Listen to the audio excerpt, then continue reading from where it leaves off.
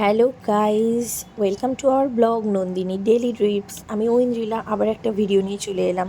তো সারাদিন আজকে কি করলাম তোমাদের সাথে শেয়ার না করে তো আমার মনটাই ভালো লাগবে না, সেই জন্য চলে এলাম নতুন ভিডিও নিয়ে। 1 সপ্তাহ মতো হয়ে গেল আমি দেখছি ঘুম থেকে উঠে আমার গাছগুলো না কীরকম ঝিমিয়ে পড়েছিল। তো আমি সেটাই ভাবছি যে জল তো এদের মোটামুটি ইনডোর প্ল্যান্টগুলো তো 7-8 দিন কি 6 দিন 7 দিন অন্তর দিতে লাগে। তো আমি সব কটা গাছকে আস্তে আস্তে বাথরুমের মধ্যে নিয়ে গিয়ে ভালো করে স্নান করিয়ে দিলাম।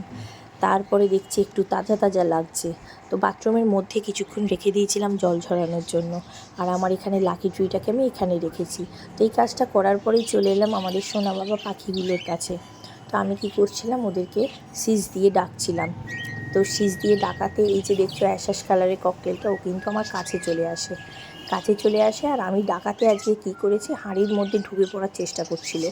যদিও হাঁড়িটাই নতুন ওদেরকে আমি দিয়েছি, কারণ আমি যখন ওদেরকে এনেছিলাম কিনে তখন ওদের সেমি অ্যাডাল্ট এনেছিলাম। তো এখন ওদের মনে হচ্ছে হাঁড়ি দেওয়াটা দরকার, তো সেই কারণে নতুন হাঁড়িটা এনে ওদেরকে বসিয়ে দিয়েছি। এখনও সেইভাবে সেটিং করা হয়নি, তো ওরা প্র্যাকটিস করছে। আর দেখো ঠিক ওদের তলাতে যে পাখিগুলো রয়েছে সেগুলো কিন্তু আমার বদ্রি পাখি। এখানে কিন্তু বেশিরভাগই বাচ্চা, মানে আমাদেরই এখানে পাখিটা বাচ্চা দিয়ে অনেক বাচ্চা দিয়েছে, অনেক বাচ্চা হয়েছে পাখি।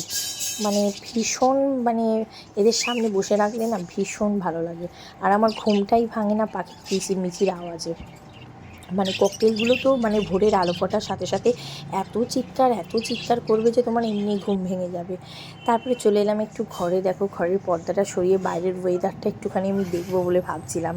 তো বাইরের ওয়েদারটা মোটামুটি আজকে একটু গরম তো ছিলই, কিন্তু সেই সময়টায় বৃষ্টি হচ্ছিল না। তারপরে এখানটা টিভির সামনেটা এলাম, দেখছি একদম আমার মানে অগোছালো করে রেখেছে। আর আমার টিফিন খেয়ে নেওয়ার পরে একটা ওষুধ খাবার থাকে, তো সেটাই আমি খাচ্ছিলাম। ওষুধটা খেয়ে তারপরে আমি রান্না করতে যাব, এবং কি রান্না করব সেই সবগুলো মাথার মধ্যে ঘুরছিল। যেহেতু আজকে নিরামিষ, মানে আজকে মঙ্গলবার আমাদের নিরামিষ খাওয়া হয়, তো নিরামিষ রান্না কি করব। তারপরে দেখি এখানে সামনেটা এসে ফুলগুলো একদম শুকিয়ে গেছে।